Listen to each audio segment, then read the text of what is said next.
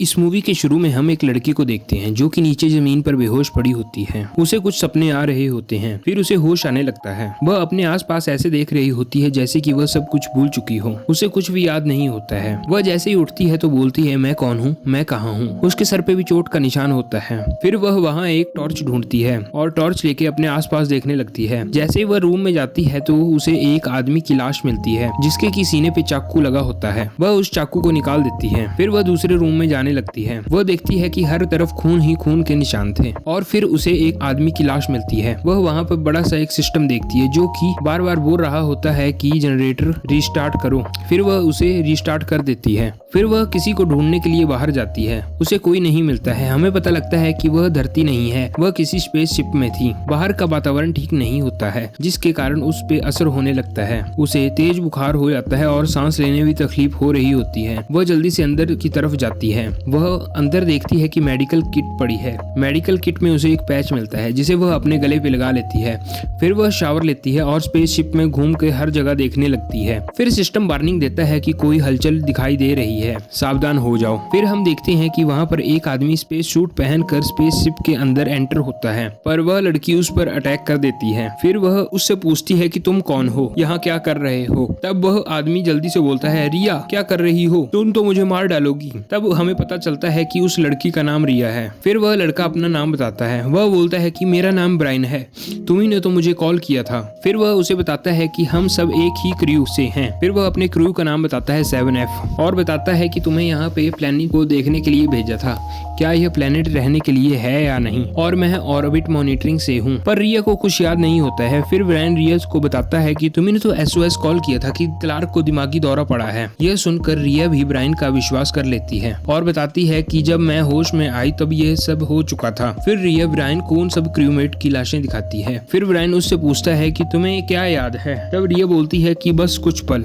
रिया पूछती है कि ये क्लार्क कौन है। ब्रायन उसे बताता है कि क्लार्क इस प्लेन में इन्फेक्टेड हो गई थी और उसके अंदर इन्फेक्शन इस कदर बढ़ गया था कि उसने सबको मार दिया, और यह जो आदमी मरा हुआ है यह तुम्हारा मंगेतर है, इससे तुम बहुत प्यार करती थी। इसका नाम केविन है। तुम केविन, ग्रार्क, कोडी, डेविस और मैं इस प्लेनेट पर आए थे। हमें खबर मिली थी कि यह प्लेनेट अर्थ की तरह ही है। हमें बस ये जानना था कि इस प्लेनेट में सच में कोई एलियन रहता है और क्या इस प्लेनेट पे इंसान रह सकते हैं या फिर नहीं। तुम पांचों इस स्पेसशिप में रहकर यहाँ से कमांड देते थे और मैं बाहर आसमान में जाकर वहाँ पर चेक करता था। मैं आम दिनों की तरह आसमान में जाकर सब कुछ चेक कर रहा था, लेकिन तभी तुम्हारा कॉल मुझे आया कि क्लार्क इन्फेक्टेड हो चुकी है और क्लार्क धीरे धीरे सबको मार रही है। उसके बाद मैं यहाँ आ गया और जब मैं यहाँ आया तब तुमने मुझ पे हमला कर दिया। केविन की लाश यहाँ पर है, ओडी की लाश लैब की तरफ है, लेकिन क्लार्क यहाँ से गायब है। लगता है क्लार्क यहाँ से भाग चुकी है। यह सब सुनकर रिया बहुत शॉक हो गई थी। उसे कुछ समझ नहीं आ रहा था कि वह क्या करे। ब्रायन रिया को समझाता है कि पहले मुझे तुम्हारा इलाज करना पड़ेगा। उनके पास में एक मशीन थी जो कि बॉडी को स्कैन करके उसका इलाज करती थी। वह मशीन रिया का इलाज करना शुरू करती है। रिया ब्रायन से पूछती है, क्या मेरी याददाश्त कभी वापस आ सकती है। ब्रायन उसे बताने लगता है कि क्लार्क और तुम्हारी लड़ाई के बाद तुम्हें चोट लग गई है जिसकी वजह से तुम्हारी याददाश्त चली गई है, लेकिन जो तुमने स्किल सीखे थे वह अभी भी तुम्हारे दिमाग के किसी कोने में पड़े हुए हैं, यानी कि तुम्हें वो सब याद है, लेकिन तुम्हारी याददाश्त कब और कैसे आएगी यह नहीं कह सकते। रिया को कुछ समझ नहीं आ रहा था कि वो क्या करे। वो प्राइम की बात का यकीन करे या फिर नहीं, क्योंकि धीरे धीरे करके उसे छोटी छोटी झलक दिखती जा रही थी कि कैसे वहाँ के लोग मर रहे थे और उसे यह दिख रहा था कि केविन को उसी ने मारा था। उसे कुछ समझ नहीं आ रहा था कि वह क्या करे। वो तो बस इतना जानती थी कि उसके सवाल का जवाब सिर्फ क्लार्क के पास है, लेकिन क्लार्क यहाँ से बाहर है। वह स्पेस सूट पहनती है और बाहर जाके क्लार्क को ढूंढने की कोशिश करती है। उसे केविन की लाश को भी बाहर रखना था। वो केविन की लाश को बाहर ले जाती है। उसे ऐसा लग रहा था कि वह शायद केविन को जानती है। केविन को देख के उसे कुछ याद आ रहा था, यहाँ पर आखिर हुआ क्या था। ब्रायन रिया को समझाता है कि वापिस आओ, बाहर जाके क्लार्क को ढूंढने का कोई फायदा नहीं है। रिया वापिस आ जाती है। रिया ब्रायन को समझाती है कि हमें क्लार्क को ढूंढना ही पड़ेगा, उसके पास उसके सारे सवालों के जवाब है, लेकिन ब्रायन यह करने को तैयार नहीं था। इससे पहले ब्रायन और रिया के बीच बहस हो पाती, लैब का सिस्टम यह कहने लगता है कि लैब में कुछ टूट चुका है और बाहर की हवा लैब में आ रही है। अब ऑक्सीजन धीरे धीरे कम हो रही थी। उन्हें बस इस छेद को बंद करना था, क्योंकि अगर वह छेद बंद नहीं हुआ तो उनकी सारी ऑक्सीजन खत्म हो जाएगी। रिया और ब्रायन यह देखते हैं कि वहाँ पे एक छेद है। यह लोग टनल के अंदर जाते हैं, लेकिन इससे पहले कि रिया छेद बंद कर पाती, रिया को भी उस छेद को देख के कुछ याद आ रहा था, जैसे कि कोई उसे कुछ बताने की कोशिश कर रहा है। उसे समझ में नहीं आ रहा था कि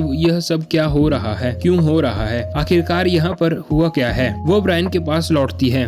ब्रायन उसे बताता है कि लैब का ऑक्सीजन लगभग खत्म हो चुका है, सिर्फ 75% ऑक्सीजन बाकी है। हमें यहाँ से बाहर जाना ही पड़ेगा वरना हम यहीं पे मर जाएंगे। रिया कहती है कि तुम यह कैसे कह सकते हो, यह भी तो हो सकता है कि शायद क्लार्क यहाँ से डर कर भाग गई हो, शायद वो ठीक हो सकती है। हम उसे छोड़ के कैसे जा सकते हैं, हमें इसका इंतजार करना पड़ेगा, हमें बाहर जाके उसे ढूंढना पड़ेगा। ब्रायन रिया को समझाता है कि हमारे पास सिर्फ 2 घंटे बाकी हैं। 2 घंटे में अगर वह लोग यहाँ से बाहर नहीं निकले तो फिर वह यहीं पे मर जाएंगे और हमें कोई नहीं बचा सकता। रिया ब्रायन को कहती है कि मैं अपनी दोस्त को छोड़ के यहाँ से नहीं जाऊंगी। ब्रायन और रिया के बीच में काफी बहस होती है और मजबूरी में रिया को मानना पड़ता है। ब्रायन कहता है कि 2 घंटे के अंदर तैयार रहना, हम लोग यहाँ से निकलेंगे, जाओ जाके आराम कर लो। रिया को बहुत बुरा लग रहा था, उसे समझ नहीं आ रहा था कि वह अपनी दोस्त क्लार्क को छोड़ के यहाँ से कैसे वापस जाए। उसे याद आता है कि ब्रायन ने उसे बताया था कि वो केविन से प्यार करती थी। वो केविन के कमरे में जाती है, उसे केविन की यादें आ रही हैं कि वो साथ में कैसे खुश थे। वो दोनों साथ में एक मिशन पे आए, लेकिन साथ ही साथ उसे एक और याद आ रही थी कि उसी ने ही केविन को मारा है। उसे समझ नहीं आता कि क्लार्क ने सबको मारा कि मैंने, आखिर सच्चाई क्या है। शायद इसका जवाब लैब में हो। वह लैब में जाती है, वह सब कुछ चेक कर रही होती है। वहाँ उसे एक ड्रोन मिलता है जिसके के अंदर कैमरा लगा होता है। उसे लगता है कि इस कैमरे में सब कुछ रिकॉर्ड हुआ होगा। वह कैमरा चेक करती है, वह उस कैमरे को चेक करती है। उसे कैमरे में एक फुटेज मिलता है जहाँ पर दिखाया जाता है कि वह इस प्लेनेट को देखने आए थे कि इस प्लेनेट में क्या है। प्लेनेट से बाहर जाते ही यह चेक करने के लिए कि आखिर इस प्लेनेट में एलियन है या नहीं। यह उसी दिन की बात है जिस दिन यह हादसा हुआ था और वह लोग बहुत खुश थे। लेकिन अचानक से एक कुआं दिखता है। यह कुआं कोई मामूली कुआं नहीं था। वो वहाँ झांकने की कोशिश करते हैं, तब वहाँ से एक रोशनी बाहर आती है। वो रोशनी डेविस को मार देती है। अब वो लोग डर चुके थे, उन्हें समझ नहीं आ रहा था कि वह लोग क्या करें। वह लोग यहाँ से भागते हैं, लेकिन रोशनी धीरे धीरे करके सबके ऊपर कब्जा करने लगती है। रिया यह फुटेज देख चुकी है और उसे समझ आ चुका था कि क्लार्क की गलती नहीं है, शायद इस इन्फेक्शन ने उसके ऊपर अपना कब्जा किया है। अब ब्रायन भी वहाँ आ जाता है। रिया ब्रायन को समझाती है कि क्लार्क को ठीक कर सकते हैं, प्लीज मेरा साथ दो। लेकिन ब्रायन रिया को कह रहा था कि तुम्हारी याददाश्त चली गई है, लेकिन तुम अभी भी जिद्दी हो, तुम कितना जिद करती हो, हम दोनों मर जाएंगे। क्लार्क को अब कोई ठीक नहीं कर सकता, वो जहाँ है रहने दो, हम दोनों यहाँ से बाहर निकल जाएंगे, प्लीज मेरी बात मानो। रिया यह बात समझ चुकी थी कि ब्रायन उससे कुछ छुपा रहा है, लेकिन वो क्या था उसे अब तक मालूम नहीं था। रिया अपने कमरे में जाती है, वह उस फुटेज को देख चुकी है और एक फुटेज को देखने के बाद उसे कुछ याद आ रहा था, जैसे कि ओडी उसके ऊपर हमला कर रहा था। रिया ने ओडी को रोकने की बहुत कोशिश की, लेकिन ओडी उसको मारना चाहता था और शायद ओडी एक शैतान बन चुका था। लेकिन इससे पहले ओडी को मार पाता, रिया ओडी को मार देती है। लेकिन इससे पहले ओडी उसे मार पाता, रिया ओडी को मार देती है। अब रिया यह समझ चुकी थी कि सिर्फ क्लार्क ही नहीं बल्कि सब इन्फेक्टेड हो चुके थे, लेकिन कैसे। यह बात ब्रायन को बताने के लिए बाहर निकलती है, लेकिन वह देखती है कि क्लार्क वापस आ चुकी है। वह बहुत डर जाती है, उसे लगता है कि क्लार्क एक इन्फेक्टेड एलियन बन चुकी है और उसे मारना चाहती है। वह उसी टनल की तरफ जाकर छिप जाती है जहाँ पर 6 था। वह उस टनल के अंदर जाती है और देखती है कि ब्रायन वहाँ मरा पड़ा है। उसे लगता है कि क्लार्क ने यहाँ आकर ब्रायन को मार दिया है। अब उसे लगता है कि अगर उसे जिंदा रहना है तो उसे क्लार्क को मारना पड़ेगा, वरना वो मारी जाएगी। वह हिम्मत जुटाती है और बाहर निकलती है। क्लार्क उसे देखती है, वह उसे पकड़ती है और उसे समझाने की कोशिश करती है, लेकिन रिया उसके मास्क तोड़ देती है, पानी में डुबाकर उसे मार देती है। क्लार्क तरफ तरफ कर मर जाती है, लेकिन क्लार्क उसे कुछ समझाने की कोशिश कर रही थी, लेकिन अब बहुत देर हो चुकी थी, क्लार्क मर चुकी थी। रिया को यह जानना था कि क्लार्क के अंदर कौन सा इन्फेक्शन था। वह क्लार्क की बॉडी को स्कैन करती है, लेकिन क्लार्क की बॉडी में कोई इन्फेक्शन नहीं मिलता है। उसे कुछ समझ में नहीं आ रहा था, अगर क्लार्क की बॉडी में इन्फेक्शन नहीं था तो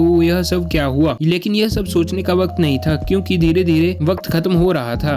उसे आधे घंटे के अंदर यहाँ से निकलना था। वो अपने सूट पहनती है और अपने शिप में चली जाती है, लेकिन जब वह शिप चालू करने की कोशिश करती है तो शिप चालू नहीं हो रहा था। ऐसा लग रहा था कि शायद कोई शक्ति शिप को चालू होने से रोक रही थी। ऐसा लग रहा था जैसे कोई शक्ति शिप को चालू होने से रोक रही थी। रिया को कुछ समझ नहीं आ रहा था कि वो क्या करे। उसे सांस लेने में भी प्रॉब्लम हो रही थी। फिर उसे लैब में लौटना पड़ता है। वो पैच लगाती है और उसे समझ नहीं आ रहा था कि अब क्या करे। तब उसके दिमाग में आइडिया आता है। वह ब्रायन की बॉडी को निकालती है और ब्रायन की बॉडी को स्कैन करती है कि शायद इन्फेक्शन ब्रायन की बॉडी में हो। लेकिन फिर वह देखती है कि ब्रायन के मरने का वक्त 24 घंटे पहले का है। अगर ब्रायन 24 घंटे पहले मर चुका था तो उसके साथ कौन था। अब रिया को डर लगने लगा था और फिर वह साया जो रिया के सामने शुरू में आया था वह वहाँ आता है। रिया उसे पहचान जाती है कि वह कोई इंसान नहीं है बल्कि एक एलियन है। वो रिया को कहता है कि मैं तुम्हें बताता हूँ कि मैं कौन हूँ। वह रिया को सब कुछ दिखाना शुरू करता है। वह रिया को दिखाता है जब वो लोग आए थे तो डेविस की मौत हो गई थी। उन्हें वहाँ से एक पैरासाइट मिला था। वो उस पैरासाइट को लेकर अपने लैब में गए। सब कोई डेविस की मौत के बाद डर गया था। सब ने यह फैसला किया था कि वह लोग यहाँ से चले जाएंगे, लेकिन रिया यहाँ से जाने के लिए तैयार नहीं थी। लेकिन उसे मेजोरिटी के सामने हारना पड़ा। रिया ने यह फैसला किया कि जाने से पहले हम पैरासाइट के ऊपर रिसर्च करेंगे। वह इस पैरासाइट के ऊपर रिसर्च कर रही थी, तभी वह पैरासाइट जिंदा हो जाता है और ऑडी के ऊपर हमला कर देता है। वो ऑडी के अंदर घुसकर ऑडी को एक एलियन में बदल देता है। ऑडी रिया को मारने की कोशिश करता है। रिया ऑडी को मार देती है। उन दोनों की आवाज सुनकर वहाँ पे केविन और क्लार्क दोनों आ जाते हैं और अब ब्रायन भी वहाँ पे आ चुका था। सबको ऐसा लग रहा था कि शायद ऑडी और पैरासाइट दोनों मर गए, लेकिन कहानी अभी बाकी थी। ऑडी फिर से जिंदा हो जाता है और सबके ऊपर हमला कर देता है। केविन उसे मारने की कोशिश करता है। केविन उसको मार देता है, लेकिन अब वो पैरासाइट केविन के अंदर आ चुका था। केविन क्लार्क के ऊपर हमला करता है। उसके बाद रिया के ऊपर। क्लार्क बहुत इंजर्ड हो चुकी थी। रिया क्लार्क को सूट पहनाती है और वह कहती है कि यहाँ से भागो, शिप की तरफ जाओ, शिप को स्टार्ट करो और मैं ब्रायन और केविन को वहाँ से लेके आती हूँ। क्लार्क इसलिए लैब से भाग गई थी। केविन ब्रायन को भी जाके मार देता है और अब बारी रिया की थी। लेकिन इससे पहले कि केविन रिया को मारता, रिया केविन को मार देती है। और यहाँ आता है इस कहानी का सबसे बड़ा ट्विस्ट, क्योंकि केविन को मारने के बाद वो पैरासाइट रिया के अंदर चला जाता है, इसलिए उसने रिया को यह सब दिखाया। वो पैरासाइट रिया को कहता है कि अब तुम हमारा हिस्सा हो। तुम इंसान क्या सोचते हो कि तुम हमारे प्लेनेट पे कब्जा कर लोगे, यहाँ आकर रहना शुरू कर दोगे? ऐसा बिल्कुल नहीं होगा। अब तुम्हारा इस्तेमाल मैं करूंगा। मैं तुम्हारी दुनिया में जाऊंगा और धीरे धीरे करके वहाँ सारे लोगों को एलियन पैरासाइट में बदल दूंगा। रिया कहती है कि मैं यह होने नहीं दूंगी, पर रिया ये सब रोकेगी कैसे? अपनी ओवर कॉन्फिडेंस में ब्रायन यानी उस पैरासाइट ने रिया को मेडिकल किट के बारे में बता दिया था। रिया अब उस किट को अपने ऊपर इस्तेमाल करती है। वह किट रिया को स्कैन करती है और रिया के सर से उस पैरासाइट को निकालने की कोशिश करती है। रिया को पता था कि यह ऑपरेशन खतरनाक है, उसकी जान भी जा सकती है, लेकिन इंसानियत और खुद को बचाने के लिए रिया को यह रिस्क लेना पड़ता है और रिया इस रिस्क में सफल होती है, क्योंकि वह मशीन रिया के शरीर से उस पैरासाइट को निकाल के मार देती है। रिया अब आजाद हो चुकी थी, लेकिन उसने इस मिशन में सब कुछ खो दिया था। उसके सारे दोस्त मर चुके थे। अब रिया को यहाँ से बाहर निकलना था, लेकिन वह समझ चुकी थी कि उसी पैरासाइट ने उस शिप को यहाँ से जाने से रोका था। वह फिर शिप की तरफ जाती है और इस बार शिप शुरू हो जाती है। वो शिप को लेके अपनी दुनिया में जा रही होती है, लेकिन उसे पता है कि इस दुनिया में एक नहीं बल्कि कई सारे पैरासाइट हैं और यह कहानी यहीं पे खत्म हो जाती है।